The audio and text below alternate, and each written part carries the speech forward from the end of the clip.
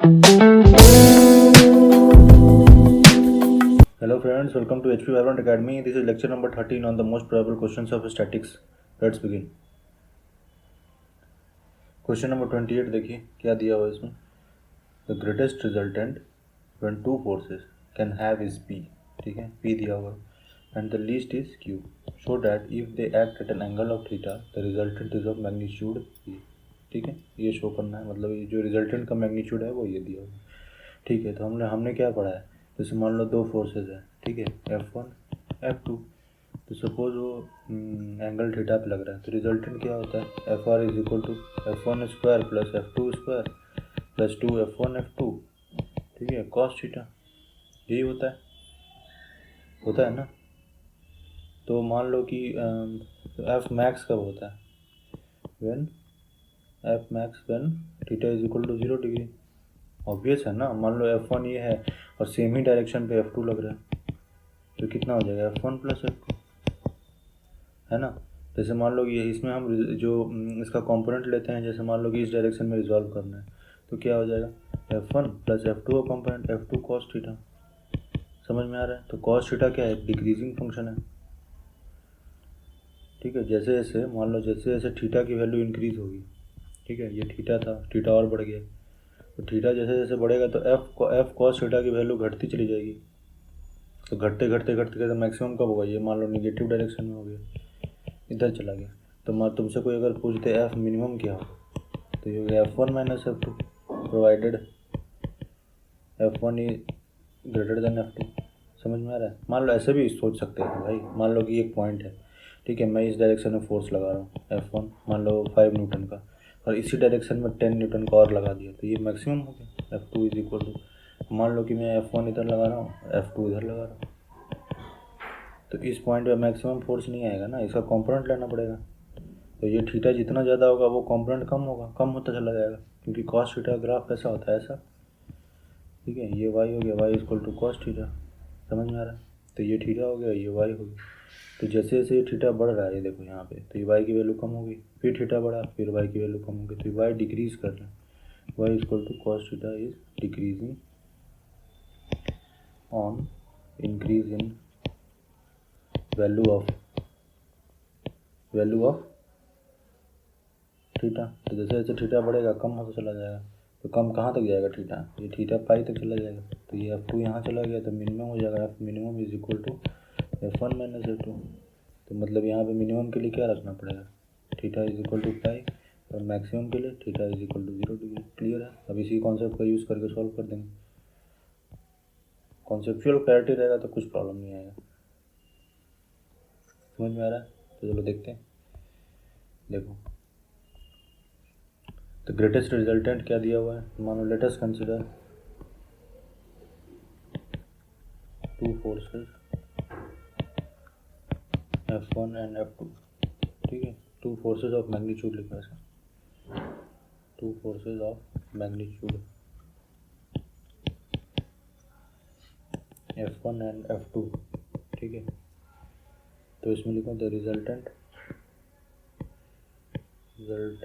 Of forces is max. ठीक है, greatest लिखा है ना इसमें. एक मिनट, क्वेश्चन में जैसा लिखा है वैसे लिखेंगे. Is greatest when they act in same direction. ठीक है, यहाँ डायग्राम बना दो ऐसा, F1 F2 theta, that is when theta is equal to 0 degree. ठीक है, also the resultant is minimum when they act in opposite direction. ठीक है, that is theta is equal to pi. ठीक है, theta is equal to pi पे कैसे होगा, ये F1 हो गया, ये F2 हो गया, तो तुम्हें एफ आर क्या हो जाएगा, F1 माइनस F2. ठीक है, तो ये F1 हो गया, ये F2 हो गया, तो एफ आर क्या हो जाएगा, equal to F1 plus F2. ठीक है, यहाँ पे थीटा 0 हो गया, यहाँ पर theta is equal to pi हो गया, ये theta is equal to pi. समझ में आ रहा है. तो given that F1 plus F2 is equal to P और F1 minus F2 is equal to Q। Add कर दो दोनों को, तो 2F1 is equal to P plus Q, तो F1 is equal to P plus Q by 2। समझ में आ रहा है? और ठीक है, और इसको F1 plus F2 is equal to P और F1 minus F2 is equal to Q। Space का बराबर यूटिलाइज करना है, तो इसमें माइनस कर दो, माइनस करोगे तो ये प्लस हो गया, तो F1 तो 2F2 is equal to P minus Q, तो F2 एक मिनट FW 2F2 is equal to P minus Q by 2। Clear है? ठीक है, list is theta, they act at angle of resultant of magnitude. ठीक है, तो FR is equal to F1 square plus F2 square plus 2F1 FR square है यहाँ, है ना। F2 शायद पीछे वाला को करेक्ट कर लेना ना, मैंने शायद ये लिख दिया होगा, FR स्क्वायर होता है वो, FR स्क्वायर। अगर मैंने वो रूट नहीं लगाया होगा तो ये मैंने फॉर्मूला लिखा था ना पीछे, मुझे लगता है शायद मैंने ये डायरेक्ट FR लिख दिया था, डायरेक्ट FR लिख दिया था मैंने, वो FR स्क्वायर होगा। ठीक है, तो F1 F2 कॉस थीटा, तो अब यहाँ वैल्यू रख दो। F1 की वैल्यू क्या है, P plus Q by 2 whole square plus P minus Q by 2 whole square plus 2 into F1 P plus Q by 2 P minus Q by 2 cos theta. समझ में आ रहा है? तो ये हो जाएगा 1/4 कॉमन लो। ठीक है, 1/4 यहाँ से पूरा कॉमन, 1/4 P प्लस Q का whole square plus P minus Q का होल स्क्वायर, 1/4 आ जाएगा प्लस 2 इंटू ये 2 2 4 आ गया, 4 बाहर आ गया, 2 into P square minus Q square cos theta. Clear है? तो यहाँ देखो 2P Q 2P कैंसिल हो, तो ये हो जाएगा 1/4 2P square plus 2Q square plus 2 P square minus Q square cos theta. तो 2 और कॉमन ले लो तो हाफ हो गया, P square plus Q square plus P square minus Q square cos theta. Clear है? तो इज इक्वल टू क्या हो जाएगा, half P square 1 minus cos theta 1 plus cos theta plus P square 1 minus cos theta. Clear है? Is equal to 1/2 P square into 2 cos square theta by 2 plus P square into 2 sine square theta by 2। Clear है? तो ये 2 से 2 cancel, तो is equal to P square, ये क्या था, FR square है। ठीक है, ये ध्यान देना यहाँ पे, P square cos square theta by 2 plus Q square, नहीं एक मिनट ये Q स्क्वायर है, ध्यान देना है। बात बीच बीच में हम लोग क्या सॉल्व करेंगे तो ऊपर वाला एक्सप्रेशन जो दिया हुआ है ना वो ध्यान में रखेंगे। ये देखो Q स्क्वायर है यहाँ पे, तो मैंने वही चेक किया तो वाला Q square sine square theta by 2। ठीक है, तो FR इज इक्वल टू क्या हो जाएगा, root under P square cos square theta by 2 plus Q square sine square theta by 2। Clear है? ठीक है, hence the resultant of two forces is given by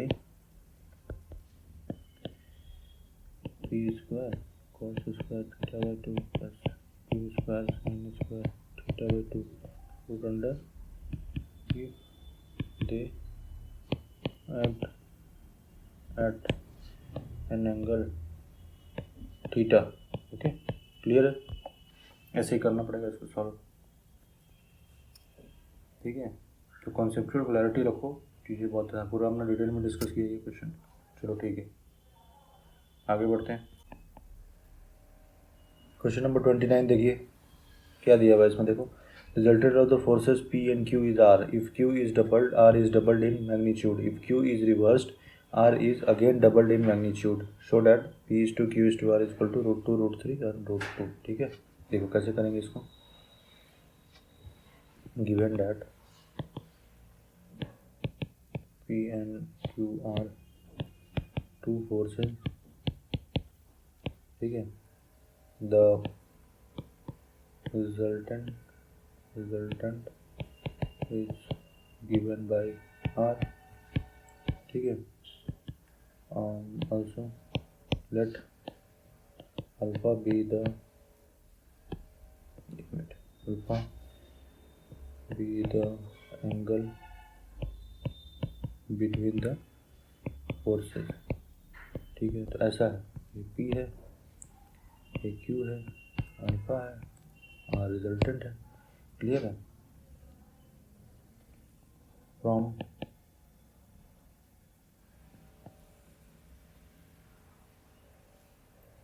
clear है ना? तो रिजल्टेंट क्या होगा अपना? Now R is given by R square is equal to P square plus Q square plus 2PQ cos alpha, यही होता है ना। और क्वेश्चन में क्या दिया हुआ है? if Q is doubled, R is doubled in magnitude। ठीक है, हाँ, if Q is doubled, R is doubled in magnitude, ठीक है ना? तो क्या हो जाएगा?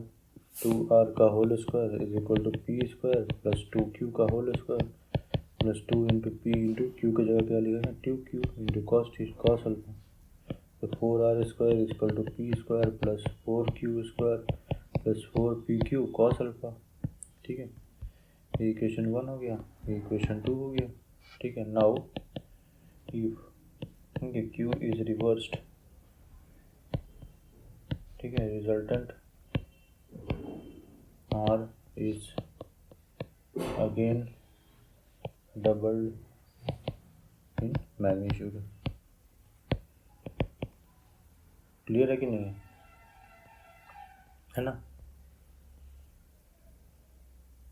तो क्यू रिवर्स कर दिया मैंने, क्या लिखा हुआ है यहाँ पे? Q is reversed again double in magnitude. तो क्यू रिवर्स्ड होगा तो इसमें क्यू लगा उसमें, तो क्यू रिवर्स्ड होगा तो क्यू को माइनस क्यू रखेंगे, resultant R is again double. तो 2R क्या हो जाएगा इसमें? 2R का whole square is equal to P square plus minus Q का whole square plus 2P into minus Q into cos alpha, है ना? तो 4R square is equal to क्या हो जाएगा? P square plus Q square minus 2PQ cos alpha. Equation 3 हो गया। तो मान लो कि मैं 1 और 3 को ऐड कर देता हूँ, तो क्या हो जाएगा? Adding equation 1 and 3। ठीक है, तो ये 2PQ कॉस अल्फा ये दोनों कैंसिल हो जाएगा, तो क्या हो जाएगा? 5R square equal to 5R square equal to 2P square plus 2Q square, मतलब कि 2P square plus 2Q square minus 5R square is equal to 0। ठीक है, ये एक इक्वेशन हो गया, ये 4 ले लेते हैं उसको।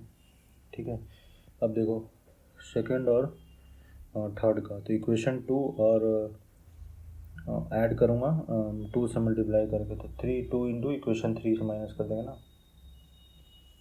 ठीक है, तो नाउ इक्वेशन 1 नहीं, ये कौन सा? 2,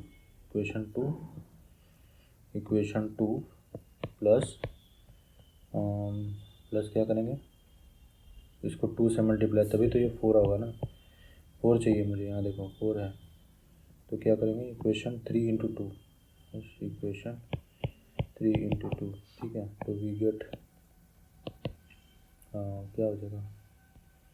2 से मल्टीप्लाई किया तो ये हो जाएगा इंटू 2, मतलब 4 2 जाएगा 8 8 4 12, 12R स्क्वायर। ठीक है, 12R स्क्वायर। समझ में आ रहा है ना?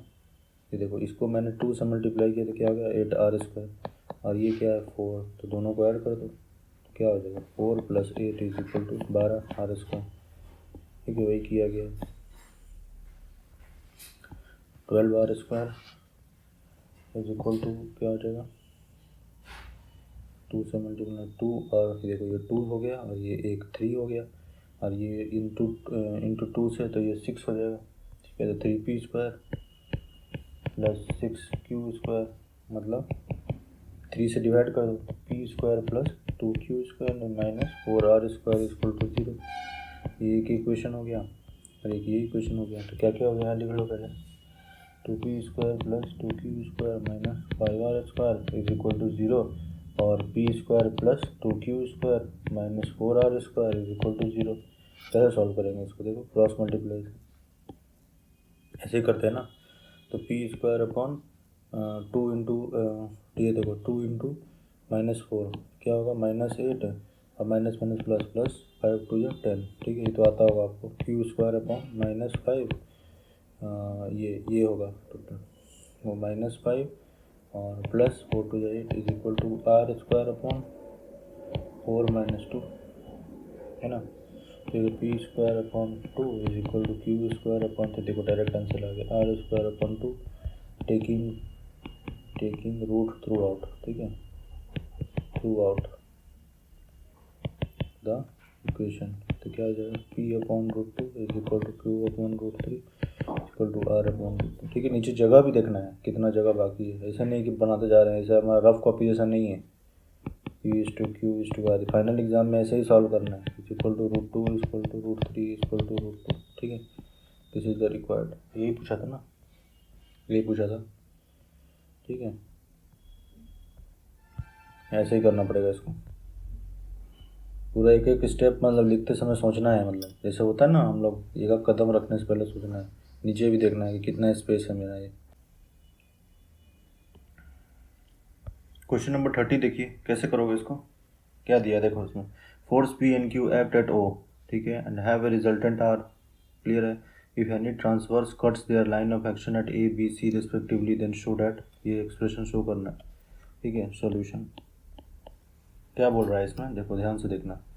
P and Q, ये P है ये Q है, ठीक है, एक्ट एट O, क्लियर है, and have a resultant R, ठीक है। तो ये रिजल्टेंट हो गया, ये P हो गया, ये Q हो गया, ये P यहाँ लिखो, ठीक है। रिजल्टेंट क्या है R है, तो R यहाँ बनाओ R है, ठीक है। यानी ट्रांसवर्स कट मतलब कोई ट्रांसवर्स है, ये लाइन इसको कट कर दी, ठीक है। तो A कहाँ पे कट कर रहा है, transfer A B and C। P को देखो, P को यहाँ कट कर रहा है, R को यहाँ पे, तो ऑर्डर में लिखना पड़ेगा। P का क्या है A है, ठीक है, Q का B है, तो Q का B लिखो यहाँ पे। तो ये A हो गया, ये B हो गया, ये C हो गया,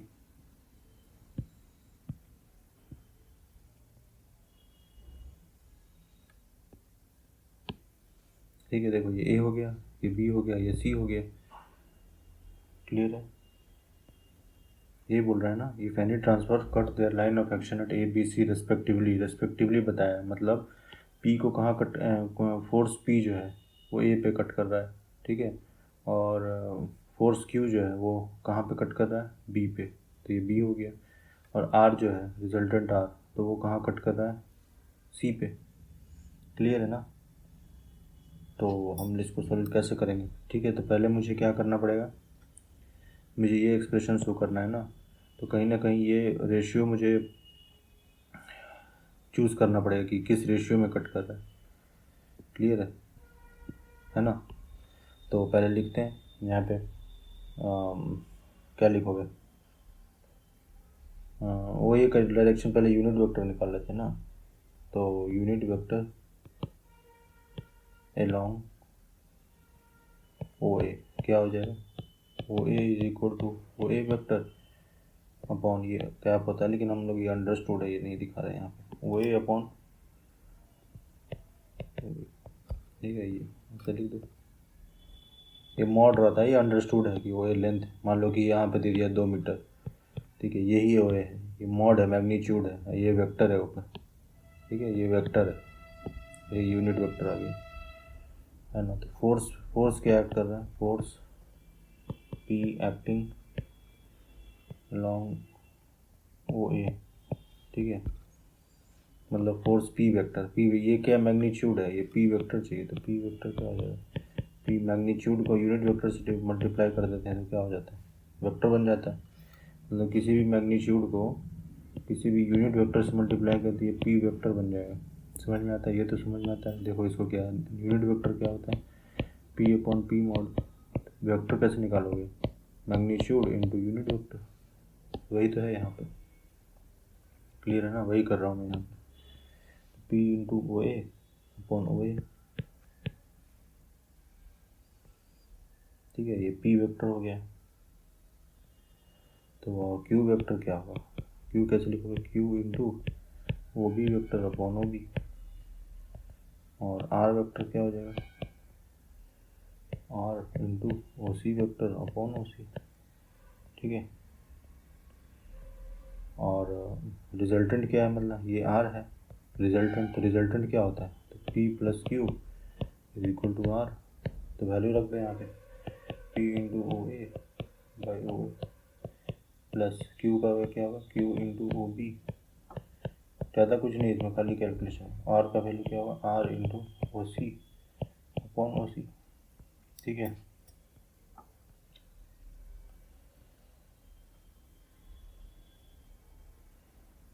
ठीक है, मान लेते हैं कि ये और मैंने बताया था कि इसको किस रेशियो में डिवाइड कर रहा है, इसको चूज़ करना पड़ेगा ना, है ना। तो मान लेते हैं कि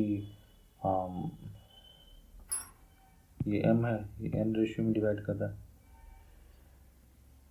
ठीक है, तो यहाँ लिखो, let the point C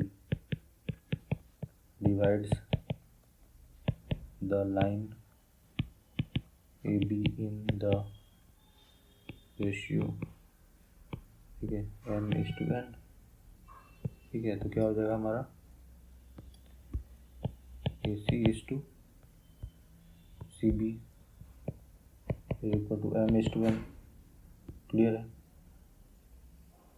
clear है ना। तो OC वेक्टर क्या हो जाएगा, OC वेक्टर क्या होगा, ये देखो ऐसा है, ये m है, ये n है, और ये मेरा OA है, ये OB है, ये OC हो जाएगा। तो OC क्या होता है, n इंटू OA, तो n into OA plus m into OB divide by m plus n plus n लिखो सिमेट्रिकली लिखने के लिए, n प्लस n। ठीक है,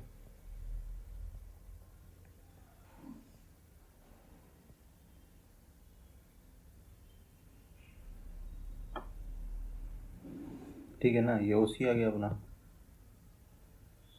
तो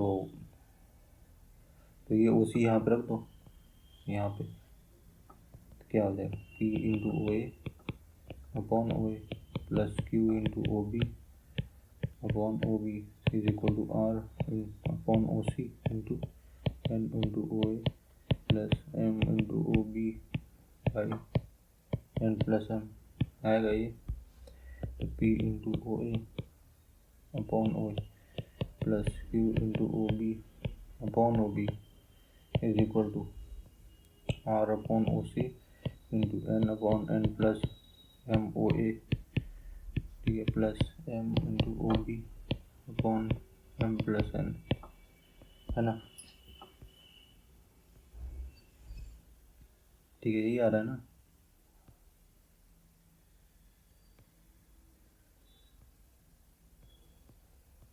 है ना,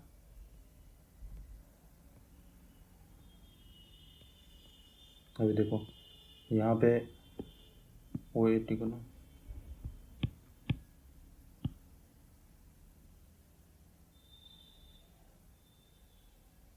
तो देखो ये OA वेक्टर है, ये OB वेक्टर, यहाँ पे भी OA वेक्टर, यहाँ पे OB वेक्टर, दोनों का कोफिशिएंट क्या हो जाएगा, इक्वेट कर दो। तो P upon OA is equal to R upon OC into N by N plus M, and ये एक आ गया मेरे पास, एंड और क्या होगा, Q upon OB is equal to OB का R upon OC into M by M plus M, है ना। अब और क्या पूछा, क्या किस फॉर्म में पूछा है, P upon OA plus Q upon OB is equal to R upon OC। तो ऐड कर देते हैं दोनों को, तो एडिंग, ठीक है, इसको 1 ले लो, ये जूम नहीं किया ना, 1 और 2, adding 1 and 2 we have P upon OA plus Q upon OB is equal to R upon OC।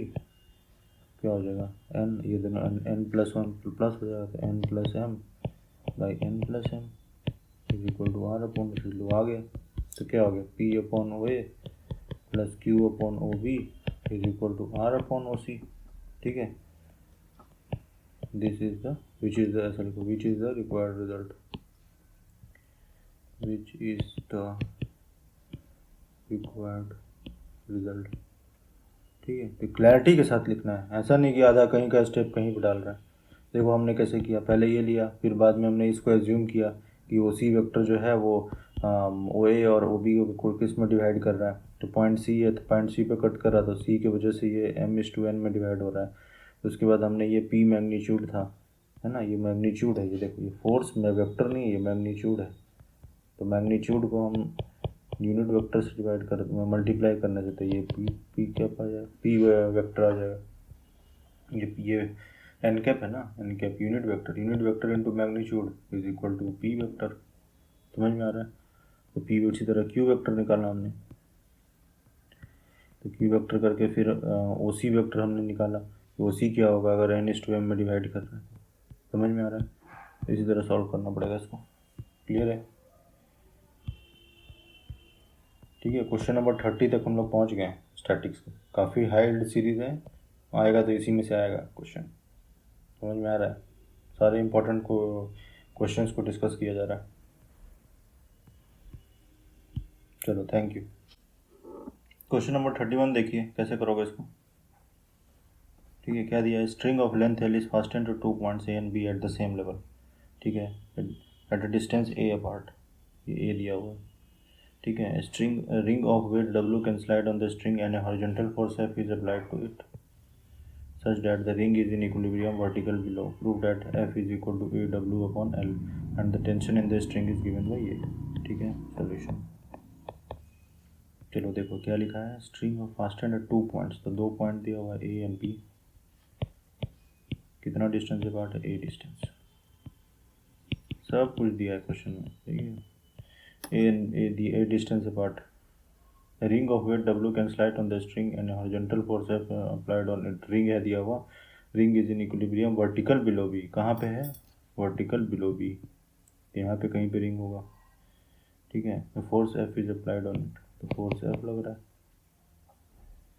Such that it is in equilibrium, weight कितना दिया हुआ है, डब्ल्यू। तो ये रिंग कुछ ऐसा जा रहा होगा, एक मिनट, ये रिंग कुछ ऐसा जा रहा होगा, सॉरी रिंग नहीं, ये स्ट्रिंग कुछ ऐसा जा रहा होगा ना। ये देखो ऐसा था, मान लो कि ये स्ट्रिंग ऐसा था, कुछ ऐसा स्ट्रिंग था मान लेते हैं। तो मैं एनालाइज करा रहा हूँ, देखो ध्यान से देना। तो इसमें कुछ स्ट्रिंग, इसमें ये रिंग है हमारा, तो इसमें डब्लू वेट था, तो ये ऐसा खींच के ऐसा हो जाएगा ना, खींचा जाएगा ऐसा, ऐसा हो जाएगा, फोर्स एफ लग रहा है। तो ये पूरा स्ट्रिंग ही है, ये जो था ये।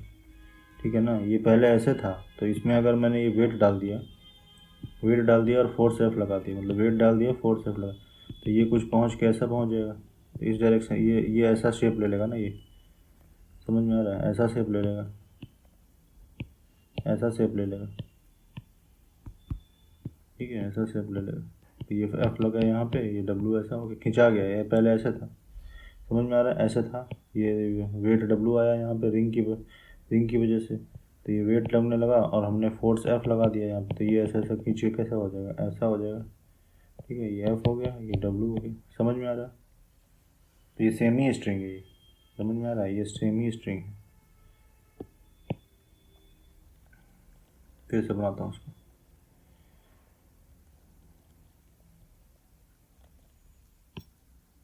ठीक है, तो 2 पॉइंट था, कितना, ए डिस्टेंस अपार्ट है। ठीक है, ये मेरा स्ट्रिंग हो गया, इसमें वेट डब्लू लग रहा है, ये एफ लग रहा है। ठीक है, ये डिस्टेंस हो गई, तो ये टेंशन टी लग रहा है। ठीक है, अवे फ्रॉम द बॉडी लगता है ना। ये अपना ये डिस्टेंस हो गया ये। ठीक है, ये पॉइंट सी ले लो। देखो इसमें एक चीज़ और देखना है, देखो ये पॉइंट सी है, तो इसमें देखो ये फोर्स एक वेट डब्लू नीचे लग रहा है और ये टेंशन ऊपर लग रहा है, तो नेट रिजल्टेंट फोर्स क्या होगा, वो नीचे होगा ना, तो उसको डब्लू माइनस टी लिख सकते हैं ना। तो ठीक है, लिख सकते हैं, बिल्कुल लिख सकते हैं। तो ठीक है, 3 force, there are 3 forces, 3 forces लग रहा है ना यहाँ पे, टी डब्लू और डब्लू माइनस टी और एफ। ऐसा लिखो clearly, ring is in equilibrium लिखा ना, तो ऐसा लिखो given that ring is in equilibrium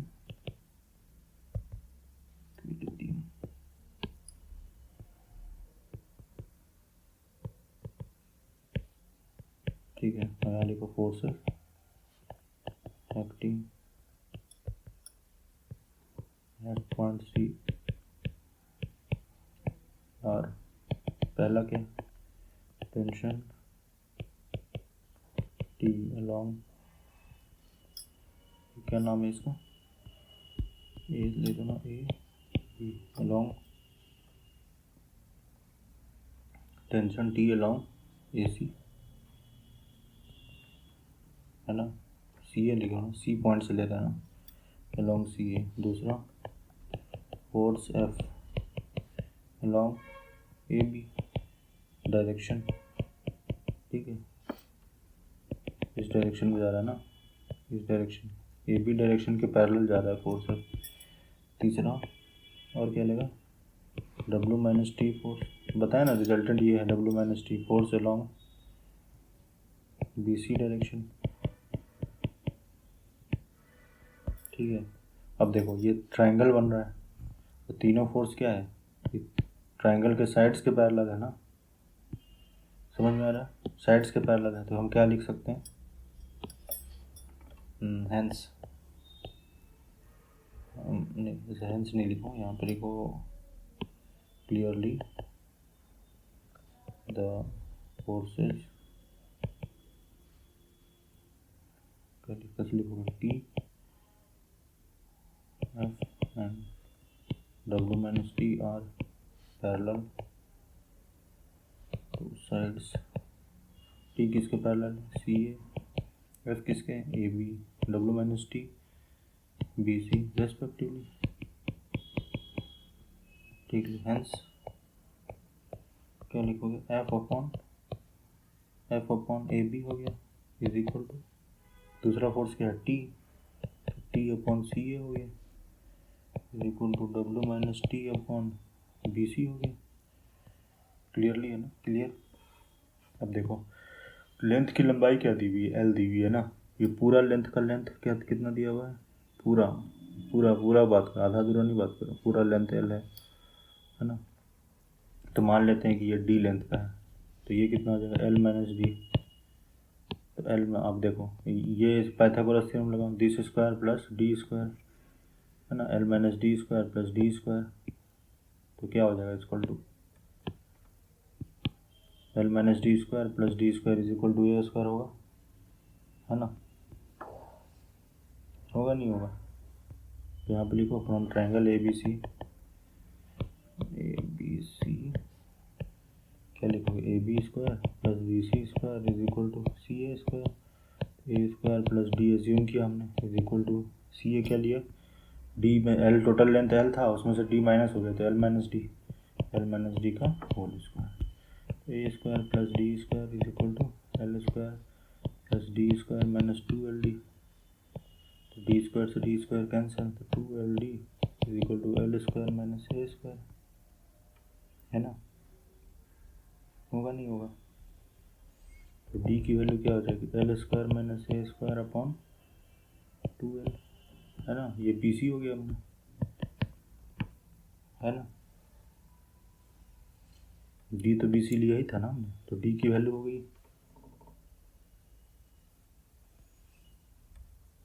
तो सी क्या हो जाएगा इसमें, सी ए की वैल्यू क्या हो जाएगी, ठीक है, is equal to B C, ऐसा ले लो ना, तो डी तो सी ए बी सी लिया ही था, और सी ए क्या हो जाएगा, एल माइनस क्या होगा, L minus D is equal to L minus L square minus A square by two L, यही होगा, तो क्या होगा, two L square minus L square plus A square by two L is equal to L square plus A square by two L, हो जाएगा, होगा ना, और ठीक है, तो ये हो गया अपना सी ए की वैल्यू, और ये हो गया अपना बी सी की वैल्यू, ये सी ए की वैल्यू। ठीक है, अब यहाँ से देखो तो यहाँ से क्या आता है अपना, यहाँ से हमें निकालना क्या था अपने को, एक मिनट क्वेश्चन देख लेते हैं। Prove that F is equal to ना, एफ की वैल्यू प्रूव करनी है और टेंशन निकालना है। तो